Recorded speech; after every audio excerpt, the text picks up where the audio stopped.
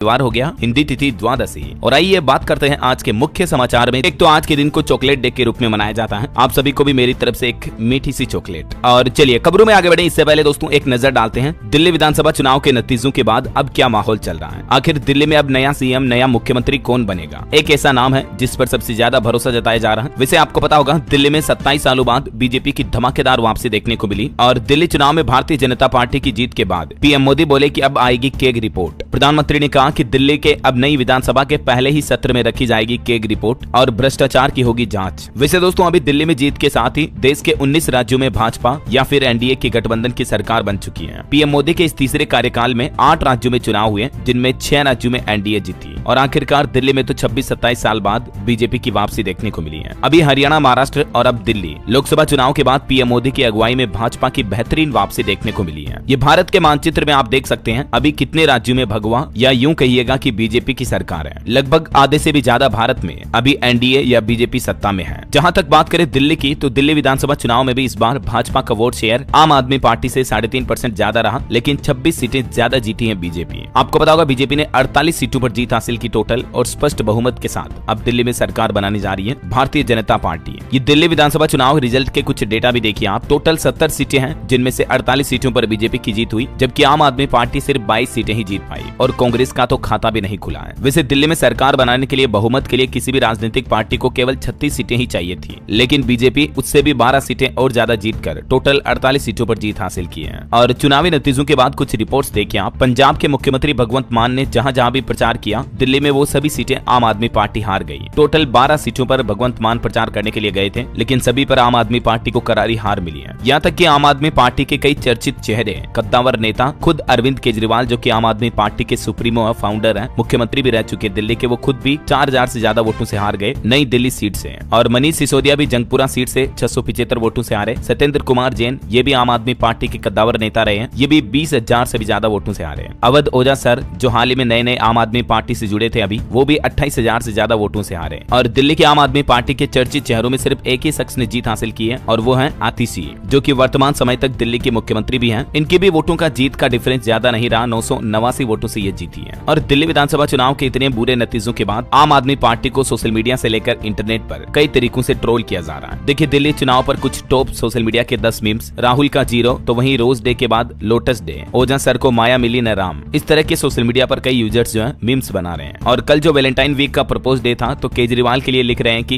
दिल्ली में अरविंद केजरीवाल पर भारी पड़ा सनी, प्रपोज डे के दिन पब्लिक ने नकारा। केजरीवाल की हार पर कवि कुमार विश्वास ने भी कहा कि दिल्ली को मुक्ति मिली, निर्लज आदमी के लिए कोई सहानुभूति नहीं है। सिसोदिया के हारने पर उनकी पत्नी भी रोने लगी। और ये कुछ तस्वीरें देखिए दोस्तों दिल्ली चुनाव में जीत, जश्न और मायूसी की, जहां एक तरफ भाजपा दफ्तर के बाहर मोदी मोदी के नारे लगे, तो वहीं आम आदमी पार्टी और कांग्रेस के कार्यालय सुने सुने रहे। हालांकि पॉलिटिकल एक्सपर्ट का यह अनुमान है कि अगर कांग्रेस और आम आदमी पार्टी दिल्ली में गठबंधन में होती तो शायद इंडिया गठबंधन 12 सीटें और जीत जाता, तो हो सकता है कि दिल्ली में इंडिया गठबंधन की सरकार बनने की संभावना भी बढ़ जाती। खैर बीजेपी ने केजरीवाल समेत दिल्ली के 26 में से 16 किले ढा दिए हैं। जो दिल्ली के जाट बहुल इलाके थे वहाँ से सभी की सभी 10 सीटें छीन ली। आम आदमी पार्टी मानो अब बिखर से गई है। इस जीत के बाद प्रधानमंत्री नरेंद्र मोदी ने भी कई बड़ी घोषणाएं की। आम आदमी पार्टी और कांग्रेस पर निशाना साधते हुए पीएम ने बीजेपी की इस जीत को ऐतिहासिक बताया। प्रधानमंत्री बोले कि देश को छल कपट और मूर्खता की राजनीति की जरूरत नहीं है और एक सबसे बड़ा ऐलान किया उन्होंने दिल्ली में सरकारी नौकरियों को लेकर। उन्होंने कहा कि हरियाणा का मॉडल लागू करेंगे। दिल्ली में जीत पर प्रधानमंत्री ने हरियाणा का उदाहरण दिया और बोले कि बिना पर्ची खर्ची नौकरी नहीं मिलती थी, हम वहाँ सुशासन लाए और अब दिल्ली में भी ये मॉडल तैयार करेंगे जिससे कि दिल्ली के युवाओं को निष्पक्ष तरीके से सरकारी नौकरी मिल पाए। ऐसा दिल्ली विधानसभा चुनाव में भाजपा की जीत के बाद पीएम मोदी ने बीजेपी हेडक्वार्टर में कार्यकर्ताओं को भी संबोधित किया। उन्होंने अपने भाषण की शुरुआत यमुना मैया की जय का नारा लगाते हुए की और कहा कि इसे हम दिल्ली की पहचान बनाएंगे। आम आदमी पार्टी की हार से अन्ना हजारे को पीड़ा से मुक्ति मिली। खैर ये तो चुनावी माहौल चल रहा है। अभी भी सबसे बड़ा सवाल ये है दोस्तों कि आखिर दिल्ली का अब नया मुख्यमंत्री कौन होगा। कई सारे ऐसे चेहरे हैं जो कि दिल्ली में बीजेपी की सरकार बनने के बाद अब मुख्यमंत्री पद के दावेदार होंगे। वैसे आश्चर्य की बात तो ये रही दोस्तों कि दिल्ली में विधानसभा चुनाव की वोटिंग से पहले तक मुख्यमंत्री का चेहरा भी अनाउंस नहीं किया था। उसके बावजूद दिल्ली में अच्छी शानदार जीत देखने को मिली है बीजेपी की। खैर अभी दिल्ली के सीएम यानी मुख्यमंत्री की रेस में सबसे आगे प्रवेश वर्मा चल रहे हैं। जहां मोदी का इशारा पूर्वांचल की ओर होगा, तो ऐसे में 7 ऐसे चेहरे हैं जो दिल्ली के बादशाह बन सकते हैं, जो कि दिल्ली के मुख्यमंत्री की कुर्सी पर सत्ता हासिल कर सकते हैं। उन 7 चेहरों में कौन कौन से हैं? एक तो प्रवेश सिंह वर्मा जो कि दिल्ली का सबसे बड़ा जाट चेहरा होंगे। दूसरा नाम आ रहा है मनोज तिवारी का, जो कि पूर्वांचल का बड़ा चेहरा है। तीसरा नाम आ रहा है मनजिंदर सिंह सिरसा का, ये एक मजबूत पंजाबी सिख नेता है। और चौथा नाम आ रहा है स्मृति ईरानी का, जो कि महिला और अल्पसंख्यक नेता भी है। पांचवा नाम है विजेंद्र गुप्ता का, इन्होंने भी आम आदमी पार्टी की लहर में भी अपनी सीट पर कमल खिलाया। और छठा नाम आ रहा है मोहन सिंह बिष्ट का, जो कि अभी 6ठी बार विधायक बने हैं। और सातवां नाम है वीरेंद्र सचदेवा का, जो अभी बीजेपी के प्रदेश अध्यक्ष भी हैं। इनकी भी संगठन में अच्छी पकड़ है। तो ये 7 ऐसे चेहरे हैं जो दिल्ली में मुख्यमंत्री के लिए अनाउंस किए जा सकते हैं। खैर, इन पर आपकी क्या राय है दोस्तों? दिल्ली का मुख्यमंत्री कौन होना चाहिए, इन 7 में से या और कोई और? आपकी राय विचार कमेंट करके बताइएगा जरूर। वहीं देखिए, राहुल गांधी ने भी कहा कि लड़ाई अभी जारी रहेगी। दिल्ली में लगातार तीसरी बार कांग्रेस को करारी हार मिलने पर राहुल गांधी का भी कुछ यूं रिएक्शन देखने को मिला। और वैसे अभी दिल्ली में विधानसभा में महिलाओं की संख्या काफी कम हो गई है। 96 उम्मीदवारों में से सिर्फ 5 महिलाएं ही जीत पाई। और दिल्ली के अलावा जो उत्तर प्रदेश में भी मिल्कीपुर सीट पर उपचुनाव हुए, तो उसमें भी देखिए अयोध्या की हार का बदला लिया। बीजेपी ने सपा से मिल्कीपुर सीट को छीन लिया है। 61,000 वोटों से सबसे बड़ी जीत हुई यूपी उपचुनाव में भी बीजेपी की, जबकि सपा प्रत्याशी अपने बूथ पर भी हार गए, है ना। तो ये तो कुछ इलेक्शन का माहौल चल रहा है। और चलिए दोस्तों, अब अपन आगे बढ़ते हैं खबरों में। देखिए अगली बड़ी खबर, बैंक यूनियनों ने अगले महीने 24 मार्च से 2 दिन तक हड़ताल करने का ऐलान किया है। 24 और 25 मार्च 2025 को राष्ट्रव्यापी हड़ताल का ऐलान किया है। बैंक यूनियनों का कहना कि अगर उनकी मांगों पर सरकार ने विचार नहीं किया तो आंदोलन बड़े स्तर पर शुरू हो सकता है। और ये बैंक कर्मचारी हड़ताल क्यों कर रहे हैं, इसके पीछे इनकी कुछ प्रमुख मांगे हैं। देख सकते हैं, एक तो प्रमुख मांग है 5 वर्किंग डे सिस्टम लागू किया जाए बैंकों में, सार्वजनिक क्षेत्र के बैंकों में कर्मचारियों की भर्ती की जाए, ग्रेच्युटी की सीमा को 25 लाख रुपए तक बढ़ाया जाए। ये कुछ प्रमुख मांगों को लेकर बैंक कर्मचारी हड़ताल की चेतावनी दी है ना। चलिए अगली खबर देखिए, आरबीआई द्वारा रेपो रेट में कटौती करने के बाद अब देश की वित्त मंत्री निर्मला सीतारमण बोली कि महंगाई और विकास दर पर सरकार और रिजर्व बैंक मिलकर काम करेंगे। वहीं भारतीय रुपये की गिरावट के बीच भी आरबीआई गवर्नर ने कहा कि बाजार तय करता है रुपये की कीमत, रोजाना उतार चढ़ाव से कोई चिंता करने की बात नहीं है। और एसबीआई ने भी एक रिपोर्ट जारी की जिसके मुताबिक अगर हमारे देश में महंगाई काबू में रही तो अप्रैल महीने तक ब्याज दरों में एक और कटौती का ऐलान भी कर सकता है रिजर्व बैंक, यानी आम लोगों को महंगे लोन से और राहत मिल सकती है अप्रैल महीने में।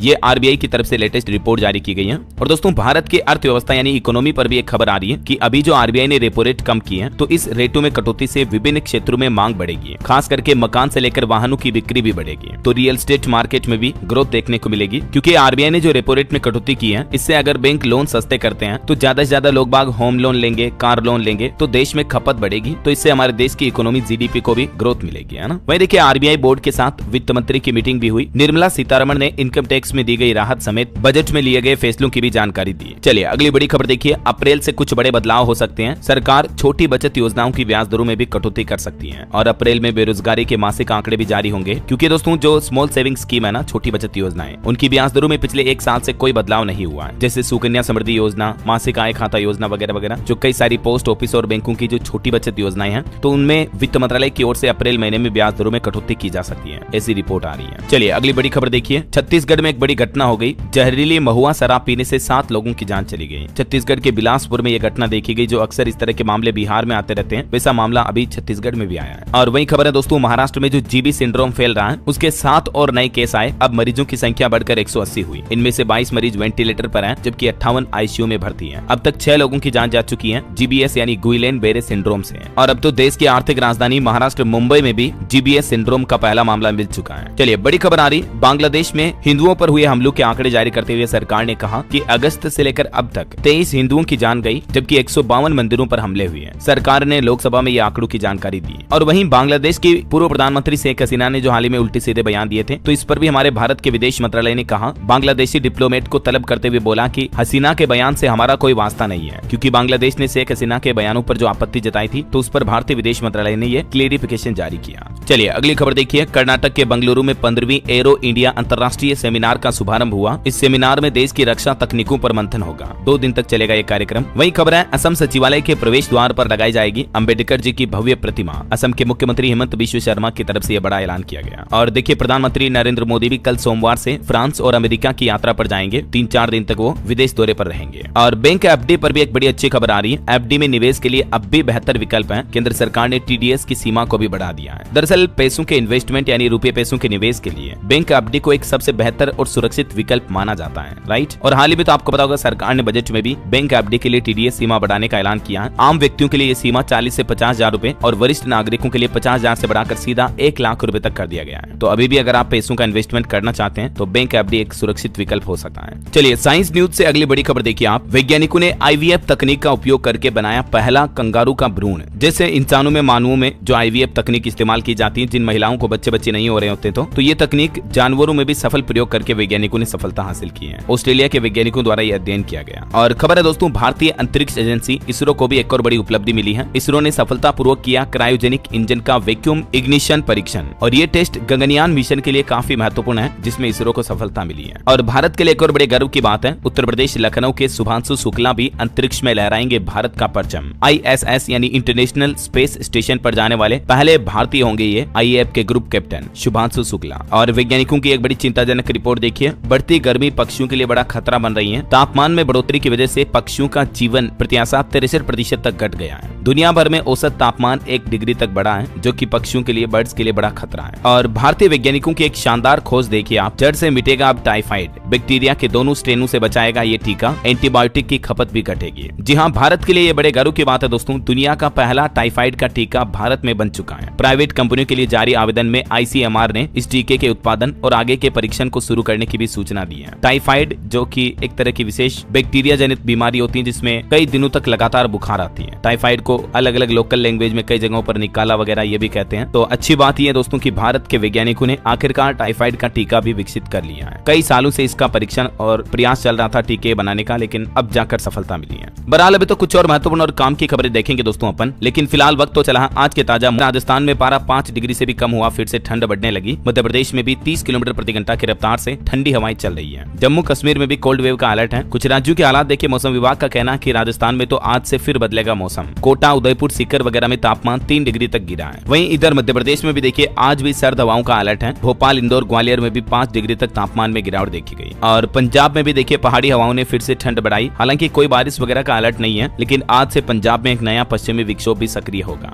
हिमाचल में भी आज वेस्टर्न डिस्टर्बेंस एक्टिव होने के चलते 5 दिन तक ऊंचे क्षेत्रों में हल्की बारिश और बर्फबारी की चेतावनी है। हरियाणा में भी आज और कल बादल छाए रहेंगे, सुबह शाम कोहरा छाने की भी संभावना है। लेकिन अगर तापमान बढ़ा तो गेहूं और सरसों जैसी फसलों को भारी नुकसान होगा। किसानों के लिए भी मौसम विभाग की ये चेतावनी है। और भी दोस्तों अगले 24 घंटों के दौरान मौसम की संभावित गतिविधियां क्या रह सकती हैं, जिसकी जानकारी आप देख सकते हैं स्क्रीन पर। ओके, और चलिए मौसम के बाद आगे बढ़ते हैं खबरों में। सराफा बाजार पर नजर डाले सोने चांदी के भाव पर, तो देखिए कि क्या सोना 1 लाख के पार जाएगा, क्योंकि एक सप्ताह में ही सोने के सारे रिकॉर्ड टूट गए हैं। इस सप्ताह सोना लगभग 2500 रुपए से भी ज्यादा महंगा होकर 84,699 रुपए के नए ऑल टाइम हाई पर पहुंच चुका है। और इस दौरान चांदी के दाम में भी 1858 रुपए का इजाफा यानी बढ़ोतरी देखी गई। पिछले साल 2024 से ही सोने चांदी में लगातार बढ़ोतरी देखने को मिल रही है। 2024 में सोना 21% बढ़ा था, जबकि चांदी भी 17% तक महंगी हुई थी। बीते 6 सप्ताह में सोने की कीमतों में 8000 रुपए से भी ज्यादा का उछाल देखा गया। ऐसे में सोने चांदी में भी निवेश का एक अच्छा मौका हो सकता है। आगे जाकर भविष्य में सोने की कीमतें और बढ़ सकती है। और दोस्तों बढ़ते सोने की कीमतों के चलते देश के बैंकों में गोल्ड लोन में भी 68% तक की बढ़ोतरी देखी गई। चलिए कुछ मार्केट अपडेट्स भी देख लेते हैं। देखिए LIC कंपनी का तीसरी तिमाही में मुनाफा 16% बढ़कर 11,000 करोड़ रुपए रहा। वहीं निवेशकों के लिए खबर है, कल सोमवार को ओपन होगा अजाक्स इंजीनियरिंग का IPO। 12 फरवरी तक आप निवेश कर पाएंगे। और सेबी का एक बड़ा एक्शन देखिए, सेबी ने फाइनेंस इन्फ्लुएंसर अस्मिता पटेल समेत 5 लोगों पर प्रतिबंध लगा दिया। आरोप है कि इन्होंने ठगी के जरिए 53 करोड़ रुपए इकट्ठे किए हैं। वहीं मार्केट डील पर एक खबर आ रही, BCCI और बायजू के बीच समझौते पर एक सप्ताह के अंदर अंदर फैसला लेने कंपनियां NCLT ने NCLT को आदेश जारी किया। चलिए मार्केट के बाद आगे बढ़ते हैं खबरों में। देखिए भारतीय रिजर्व बैंक RBI के कुछ बड़े फैसले। एक तो डिजिटल धोखाधड़ी पर नकल कसने के लिए बैंक और NBFC वेबसाइट का नाम बदलेगा। मैंने आपको कल इस बारे में जानकारी बताई थी ना कि अब बैंकों और NBFC कंपनियों के जो वेबसाइट वेब पोर्टल के जो डोमेन एड्रेस होंगे वो बैंक.in और fin.in पर आधारित होंगे। रिजर्व बैंक की तरफ से साइबर सुरक्षा के खतरों को रोकने के लिए, साइबर फ्रॉड पर धोखाधड़ी कम करने के लिए ये नई डोमेन सिस्टम शुरू करने का फैसला किया है, ताकि लोगों को पता चल जाए कि बैंक की या फाइनेंशियल कंपनियों की ऑफिशियल वेबसाइट कौन सी है। ऐसा है ना। ये नई प्रक्रिया अप्रैल 2025 से शुरू होगी। और इसके अलावा एक महत्वपूर्ण अपडेट ये है दोस्तों कि 3 ऐसे जरूरी नियम जिनको RBI ने 31 मार्च 2026 तक के लिए स्थगित कर दिया है। और वो कौन कौन से नियम है, तो उनमें पहला तो ये है कि बुनियादी ढांचा परियोजनाओं को कर्ज देने के लिए कड़े नियमों का जो प्रस्ताव था। दूसरा, डिजिटल जमा के लिए अधिक राशि अलग रखने। और तीसरा, अपेक्षित क्रेडिट घाटे के लिए एक नई रूपरेखा पेश करने की योजना बनाने का जो नियम था। ये तीनों नियम फिलहाल पोस्टपोन कर दिए गए हैं, लगभग अगले 1 साल तक के लिए, 31 मार्च 2026 तक। चलिए महंगाई पर एक बड़ी खबर आ रही, बेंगलुरु मेट्रो रेल का किराया 50% तक बढ़ चुका है। और ये नया बढ़ा हुआ किराया आज से ही लागू होगा। बेंगलुरु मेट्रो रेल निगम लिमिटेड BMRCL की तरफ से ये किराए में बढ़ोतरी की घोषणा की गई है, जो कि आज रविवार से नई कीमतें लागू हो जाएगी। नई सिस्टम के मुताबिक भीड़ भाड़ और सामान्य समय के लिए अब मेट्रो का अलग अलग किराया होगा। अधिकतम किराया जो पहले 60 रुपए था उसको बढ़ाकर 90 रुपए कर दिया है। चलिए बड़ी खबर आ रही, क्रिप्टो करेंसी मार्केट में बड़ा तूफान आया। 1/4 से ज्यादा डूबे ये 16 कॉइन। वैसे तो डोनाल्ड ट्रंप की जीत के बाद क्रिप्टो करेंसी मार्केट में तेजी देखने को मिली थी, लेकिन अभी बिटकॉइन, इथेरियम इथेरियम वगैरह इन क्रिप्टो करेंसी में बड़ी गिरावट देखने को मिली है 6% तक की। और रेल यात्रियों के लिए खबर है, वंदे भारत में सफर करने वालों को अब भूखे पेट सफर नहीं करना पड़ेगा। अब यात्री सफर के दौरान खाना मंगा सकेंगे और उन्हें रेलवे की तरफ से अच्छी क्वालिटी का भोजन भी दिया जाएगा। IRCTC की तरफ से ये नई पहल शुरू की जा रही है। IRCTC का कहना है कि रेलवे टिकट बुकिंग के समय ही फूड ऑप्शन न चुनने के बावजूद भी यदि आप पका हुआ खाना मंगाना चाहते हैं तो यात्रियों को रेल यात्रा ट्रेन में सफर करते समय ही खाना मिल जाएगा, जो कि रेडी टू ईट फूड से अलग होगा, है ना। चलिए खबर है, 1 मई 2025 से मुंबई में वेब्स समिट की शुरुआत होगी। भारत वैश्विक कंटेंट हब बनने को तैयार है, ये कहना है केंद्रीय IT मंत्री अश्विनी वैष्णव का। केंद्रीय मंत्री ने कहा कि वेब्स 2025 से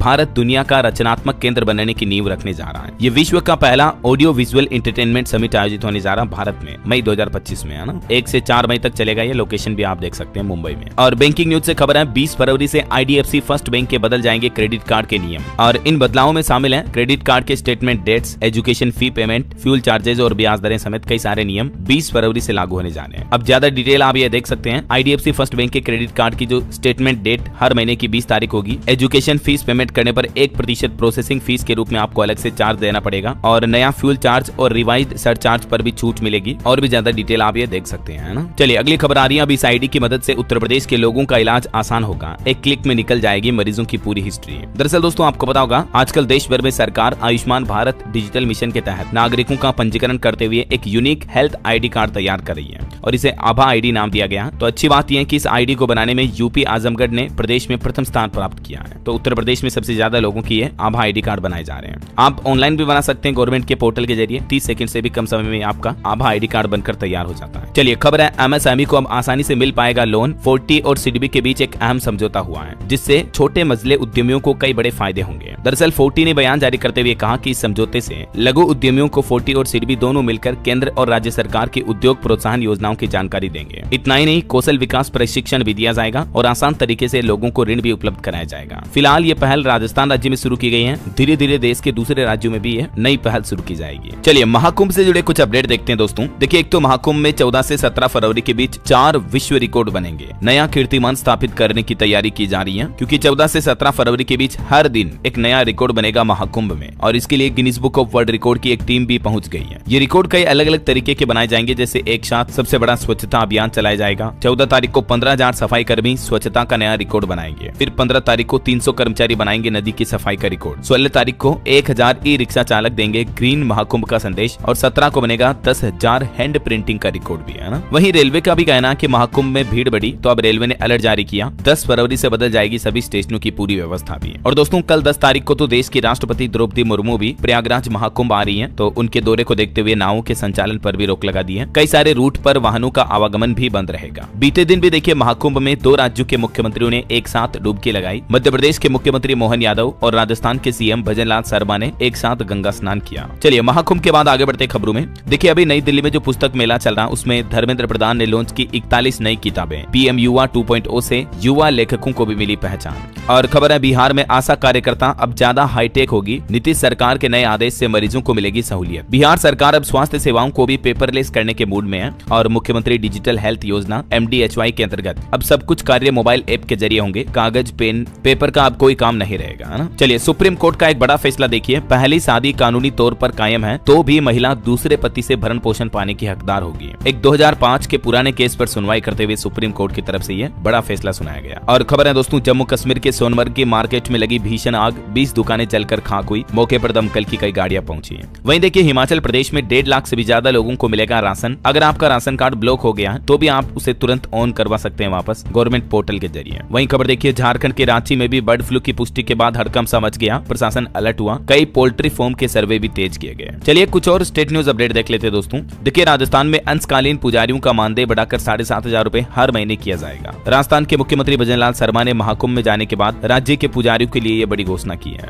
और राजस्थान के नागौर की यह अनोखी खबर देखिए जरा। भांजा और भांजी की शादी में ननिहाल वालों ने भरा 3 करोड़ का मायरा। 1.5 करोड़ रुपए तो नकद लेकर पहुंचे 3 मामा, सोने चांदी के गहने और 2 प्लॉट भी दिए। जाट परिवार का ये मायरा था। इतना ही नहीं, गांव के हर जाट परिवार को चांदी की मूर्तियां भी दी मायरा भरने वालों ने। ये कुछ तस्वीरें भी आप देख सकते हैं। 1.5 करोड़ रुपए थाली में लेकर पहुंचे हैं। चलिए मध्य प्रदेश के कुछ अपडेट देखिए दोस्तों। खबर है एमपी उज्जैन महाकाल मंदिर में 17 फरवरी से बदलेगा पूजन का समय। शिव नवरात्रि से भोग आरती अब दोपहर 1 बजे और संध्या पूजन 3 बजे से शुरू होगा। वहीं खबर है एमपी उज्जैन में बनेगी देश की पहली स्थायी कुंभ नगरी भी। 2378 हेक्टेयर जमीन पर सड़क, स्कूल, पार्क निर्माण किए जाएंगे। 2000 करोड़ रुपए खर्च होंगे। और देखिए एमपी इंदौर में भी ग्लोबल इन्वेस्टर समिट के लिए 2500 से ज्यादा रजिस्ट्रेशन हुए। वहीं मध्य प्रदेश बैतूल में देखिए पहली बार राज्य स्तरीय बॉडी बिल्डिंग चैंपियनशिप का आयोजन होने जा रहा। आज रविवार को 300 से ज्यादा खिलाड़ी अपना दमखम दिखाएंगे। विजेताओं के लिए 3 लाख रुपए की इनामी राशि भी रखी गई है। और मध्य प्रदेश में पहली बार न्यायालय परिसर में बनी संविधान वाटिका। अशोकनगर जिला कोर्ट में अम्बेडकर की प्रतिमा के साथ सेल्फी पॉइंट भी बनाया गया। वहीं बिहार से खबर आ रही दोस्तों। अभी जो दिल्ली विधानसभा चुनाव हुई है, इसमें बिहार के भी 6 कैंडिडेट्स खड़े हुए थे। लक्ष्मी नगर से दरभंगा के अभय और किरारी से मधुबनी के अनिल जीते।